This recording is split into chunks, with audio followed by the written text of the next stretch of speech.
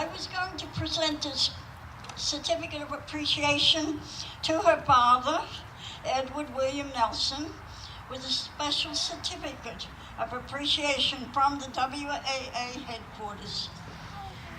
However, Karen is here, as always, to accept the certificate for her dad. Edward passed away in September. He would have been this November 12th, 77, or 97, I should say. Ed was at every veterans program I have had since 2005. He went to my 3 programs for 12 years, 3 times a year. Karen bought him the first engraved brick for the Veterans Memorial Pathway. That is when I first met him. He was kneeling down on the pathway, rolling his hand over the brick. I knew then he was special. He was unable to see a lot of the writing, so it was sad. I was really taken back, and I also wanted to say that if he were here today, he would have been able to receive this certificate himself. I believe we owe him a standing ovation for his past presence. Thank you, Karen, and your family members that are here. Do you wish to say anything? Oh, excuse me. I can't see good. We want to thank you, our family wants to thank you for this presentation, and Dad was really looking forward to coming today and being part of the ceremony.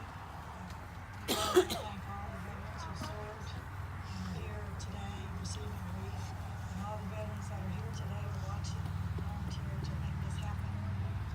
Dad was a Navy aviator in World War II in the Korean Wars, and this was very close to his heart.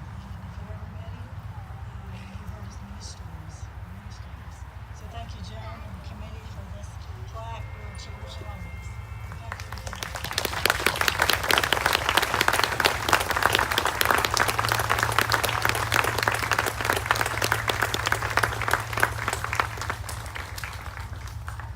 I forgot to mention, these are my 2 sisters, Cindy and Barbie, and my daughter over there, Kimberly, and there's other family members in the audience. So again, thank you all for coming and participating today. It really means a lot to all of us. Thank you. Thank you so much, Karen. You can also. Our speaker today is Gayward Hendry, retired U.S. Marine Corps, and a great county commissioner. Thank you.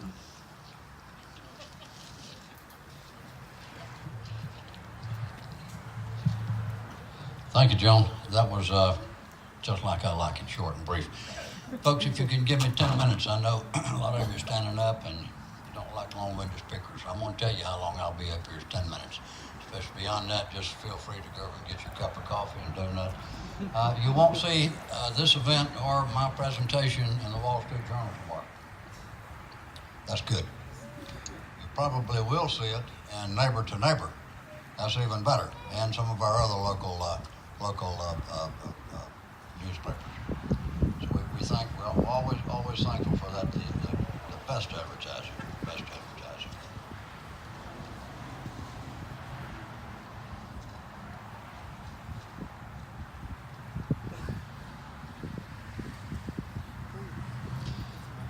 Here rests in honored glory an American soldier, known but to God. Many of you know where those words are, what those words are inscribed on. It's obviously the tomb of the unknown soldier. Well, we know the soldiers and veterans in our cemetery here. There's many out there that we've never heard of who made this day possible for their unsung heroship in the defense of this nation. So I say good morning to you, Americans, patriots, and friends. Wreaths across America, National Remembrance Day, so designated by Congress in 2008. Along with our service this morning, there will be hundreds of similar services held throughout our nation at various cemeteries and throughout the world.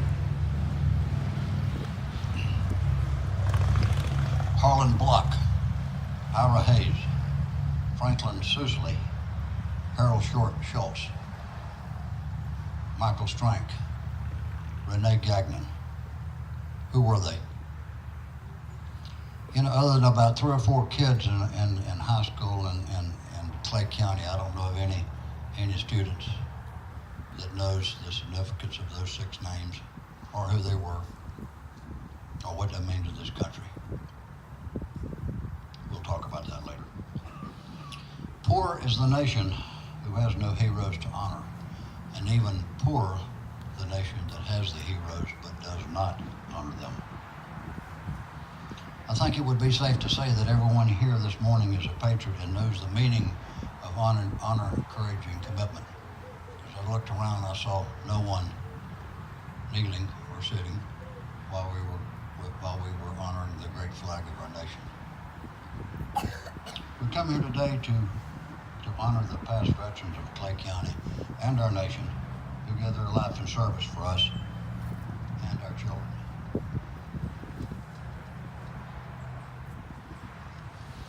We're here honoring the warriors for not what they received, but for what they gave. Whatever peace and security we enjoy today is because of those brave souls who have worn the sacred cloth of our nation and are still wearing it. Our wreaths and our thoughts go out to the tens of thousands throughout the world who rest at the foot of their tombstone. Daniel Webster said over 200 years ago, "I was born an American, I will live as an American, and I will die as an American." And I intend to perform those duties incumbent on me in that character to the end of my life. I mean to do this with absolute disregard of any personal consequences. No man can suffer too much or fall too soon if he does so in the defense of the liberty of this nation and the Constitution of our country. I submit to you today that a lot of the folks that we're here to honor had a little bit of Daniel Webster in them. We talk about war. War is an ugly thing, but it's not the ugliest of all things. The decayed and degraded stage of the moral and patriotic feeling of our society, which thinks that nothing is worth war, is much worse. Much worse. In many ways today is half Memorial Day, half Veterans Day. This is the day we come together to honor those who did respond to that higher calling and are responsible for the very existence of our nation. Wreaths across America, a holiday, so to speak, paid for by the blood of hundreds of thousands of our fellow countrymen and in thousands of graveyards around the world.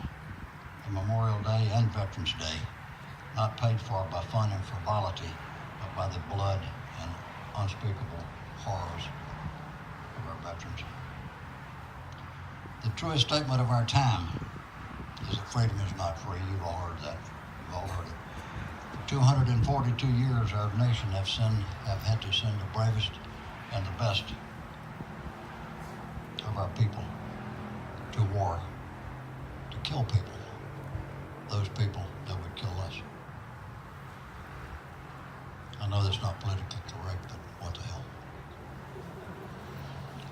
Along with those veterans and all others we honor today, all across our nation, instead of beer, barbecue, football, and beaches, we take time from our schedule to come here on this hallowed ground to offer our silent prayers and thanks to those good folks. And what does the future hold for us? Will we squander the sacrifice made by the defenders of our freedom? Our late Commander-in-Chief, Ronald Reagan, said this: "Freedom is no more than a generation away from being extinct. We don't pass it on to our children in the bloodstream. It must be fought for, protected, and handed to them to do the same." General Washington, our first Commander-in-Chief, said it most succinctly, and this is very important. This is one of the main reasons we're here today.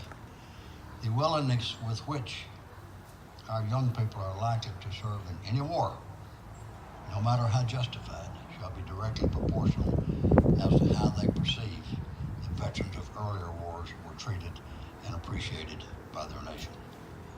So let's send a strong message across the nation today of what we're doing to appreciate and honor those people, especially to the youth,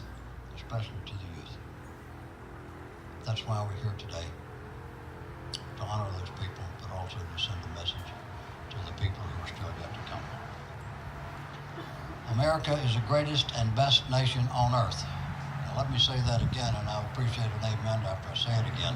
America is the greatest and best nation on earth. Amen. Hoorah. While we have some that are hoping and wishing that tens of thousands of immigrants could cross our borders to come into this country, simply for their votes.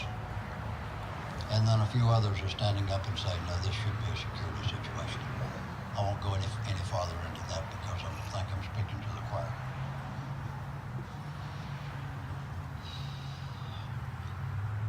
Our military, being the greatest nation in the world, is a direct reflection of our values, our character, and the things we do as Americans. And I can make this claim because we're here today standing on the shoulders of those men and women who have went out and done it. You know, given the proper challenge, proper recognition, proper honor, the American soldier will always have pride, endure any hardship, and undergo any sacrifice in the cause of freedom and service to his country. That is why we're here this morning. Ronald Reagan, one of my favorite presidents, this is what he said. We will always remember, we will always be proud, we will always be prepared so that we will always be free. Outstanding words. I mentioned some gentlemen's names this morning, and just wanted to kind of get back to them before I forgot it. Harlan Block, Ira Hayes, Franklin Sluisley, Errol Schultz, Michael Strank, Renee Gagnon. Yes, you've seen their pictures thousands of times.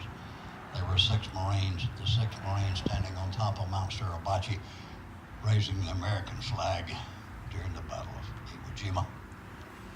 3 of them made it home, 3 didn't. Are we a great country or what? Amen.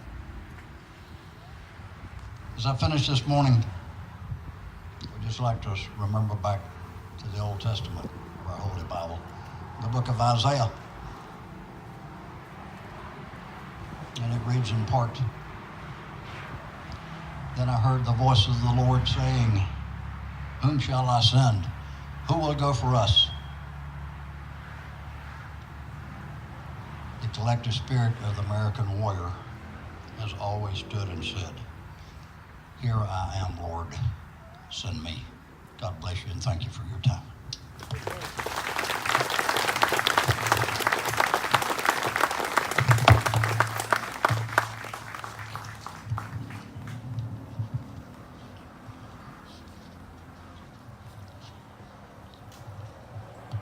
Thank you, Gayward. That was a nice speech, as usual.